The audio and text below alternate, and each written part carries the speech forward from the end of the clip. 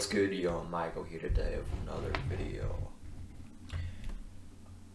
Before we begin, please hit that subscribe button, please, and leave a like.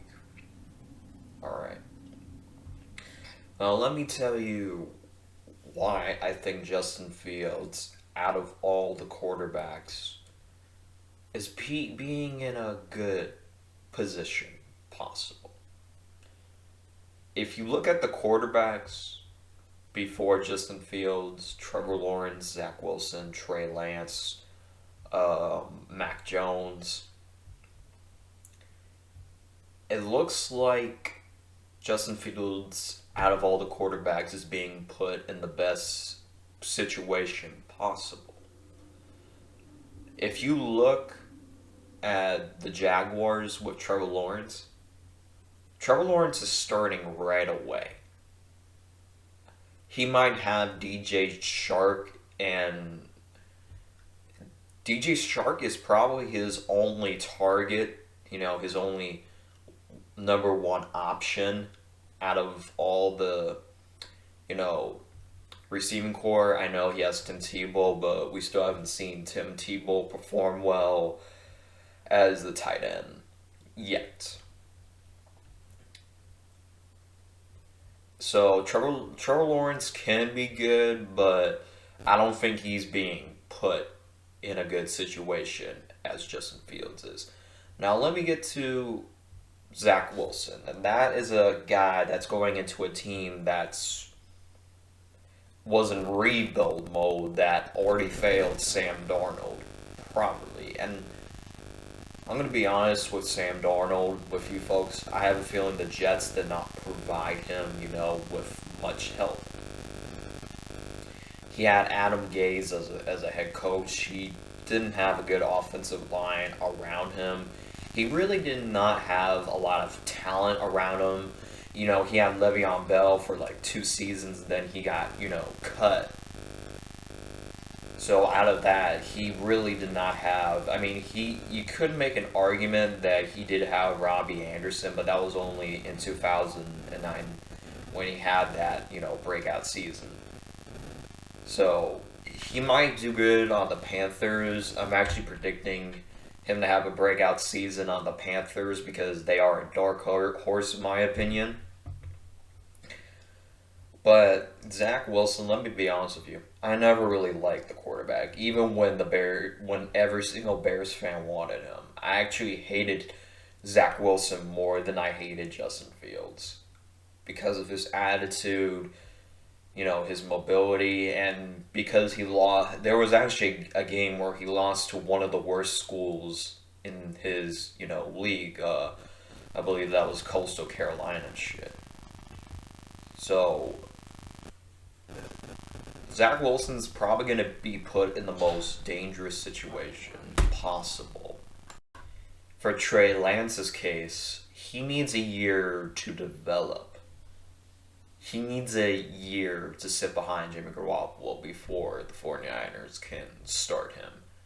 Because he is a quarterback that just needs 1 year to sit back behind, but I don't know with Jimmy Garoppolo. Is that the best case scenario of, because Jimmy G is made out of glass, and he's known to show up for 1 or 2 games and then could be complete dog shit.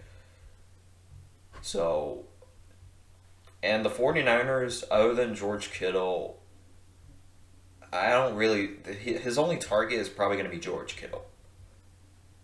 Maybe Raheem Mostert, but there's a lot of 49ers fans that believe Jimmy Garoppolo, if Jimmy Garoppolo won the Super Bowl, there would be no Trey Lance talk. But for Trey Lance, he needs time to sit behind 1 year, maybe 2. But when the time is up, he needs a year to develop. Now let me go to Mac Jones. I want to, why I'm bringing up Mac Jones before Justin Fields, because I actually wanted Mac Jones. Mac Jones is going to a situation where a team has basically no wide receivers for him. maybe Nelson Aguilar, maybe Hunter Henry. But other than that, Mac Jones is sitting behind Cam Newton. And I don't think Cam Newton is a good, teacher. And wants to learn, wants to give a quarterback knowledge. So the Patriots could be a dangerous team with Mac Jones, but he needs the right talent around him, to be successful. Now, I don't think the Patriots have the right weapons in the first year, which leads me to Justin Fields.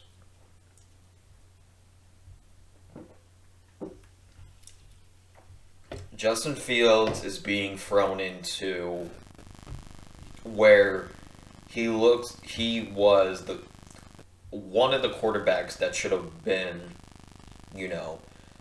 top 3 pick, maybe should have went number 2 over Zach Wilson. The quarterback Justin Fields was compared to Trevor Lawrence. He and Trevor Lawrence, played against each other throughout high school and throughout college. Justin Fields, I'm gonna be honest, if he was in Atlanta, Georgia, the Bulldogs, this would be a different scenario where, looking at it from perspective. Justin Fields did beat Trevor Lawrence in the Sugar Bowl. The only reason why I didn't want Justin Fields is because the Ohio State quarterback. But looking back at it right now and what makes him more different from the Ohio State quarterbacks, Dwayne Haskins was not put in a good situation. I know I'm not a Dwayne Haskins fan, but he was put in a horrible situation because the Redskins were called at the time. He really didn't have anybody to throw to, and his head coach didn't like him. Most of it was on Dwayne Haskins' fault.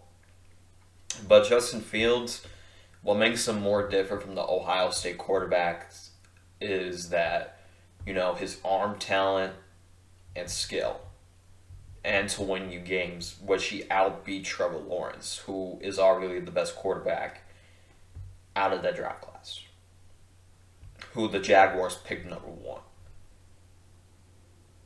Did he lose to Mac Jones? Yes, he lost to Mac Jones, but Alabama had a stacked team. Justin Fields didn't have a best team around him. He didn't have a good offensive line. He had maybe one good wide receiver, but he's getting thrown into a situation where the Bears made the playoffs with Mitch Trubisky and Nick Foles. He's going into a situation where he has talent all over the receiving corps. You got guys like Robinson, Darnell Mooney, Anthony Miller, and Marquise Goodwin. Maybe Demetrius Byrd, but we'll get to that. He has 2 stud tight ends, Cole Kmet and Jimmy Graham. And he has a pretty top 5, running back core with David Montgomery and Tariq Cohen coming back. And, Damian Williams, was a part of that Super Bowl team and should have won MVP. But they always give it to a quarterback. And who's that rookie out of the 6th round we got? Khalil Herbert or something? This offense from top to bottom looks like a good, situation for Justin Fields. Out of all the quarterbacks in this draft class, he doesn't need a year to sit behind to develop. He could start week 1, but if he does need the rest, if he does need a couple games to sit behind, Andy Dalton is a way better teacher than Mike Glennon was. Mike Glennon is not better than Andy Dalton. When it comes to the comparisons, I think Dalton has the upper hand against Mike Glennon. Both of the only comparison is that they're both journeymen, except Andy Dalton's been to the playoffs consistently 4 times. And I'm gonna be honest with you, I'm not seeing Dalton. He had his career on the Bengals and on the Cowboys for the majority of his career. But looking at him, he's a pretty below average quarterback. Can he win you games? Sure, but Can you win a Super Bowl with him? No. But Andy Dalton is the right guy for Justin Fields to sit behind if need to and learn. There is a possibility that Justin Fields could show in OTAs that he is ready to start week 1. But if I was the smart choice, I need to look how Justin Fields does in the preseason, and I need to look to see how Andy Dalton does the preseason and during training camps and OTAs. Looking at it, the smart decision will be in the end, and if Justin Fields can prove that he's ready, then start him right away. Because the last thing you need is another Mitch Trubisky fail. And this is probably going to be the last chance of Matt Nagy and Ryan Pace to develop Justin Fields. And he looks like he's being thrown into a very good situation. And also, Chicago has a good defense that got upgraded. You got corners that we drafted. We got, DBs that we drafted. And we got a new tough defensive coordinator in Sean. Can't even pronounce his last name. And another reason why is because he's going into a division where, it could be easy for him. Because looking at Green Bay right now, it looks like they might have Jordan Love be out there with no wide receivers at the pace Green Bay is going. Maybe Aaron Jones, but he's a more running the ball option. No one really is afraid of Kirk Cousins. Maybe that could be a competitive team down the road, but their defense is horrible. And don't even get me started on the Detroit Lions. Nothing is good on there. The quarterback play is going to be mediocre at best. Their wide receiver core is going to be horrible, but the offensive line will be good. But what good can an offensive line do when no receivers get open? And speaking of the offensive line for the Bears, just mentioned it right now. You got, stud linemen on the Bears. You got Tevin Jenkins, who wants to protect his quarterback very badly, even if we have Dalton starting. You got Cody Whitehair, who can do good in the right guard. He did step up when Sam Mustipher took the center spot, which Sam Mustipher does look like a stud. You got James Daniel returning from injury. You got Alex Bars, who could be a reliable backup. You got Jair Fedity, could be good as a right guard. And you got Larry Boom, who looks like he could be good, but he needs time to develop as well. But me knowing Ryan Pace, he does good with these 5th round draft picks. So looking at our offensive line, top from bottom, this offensive line could be a top 10 offensive line in the near future. So Justin Fields, out of all the quarterbacks, is being thrown into the best situation possible.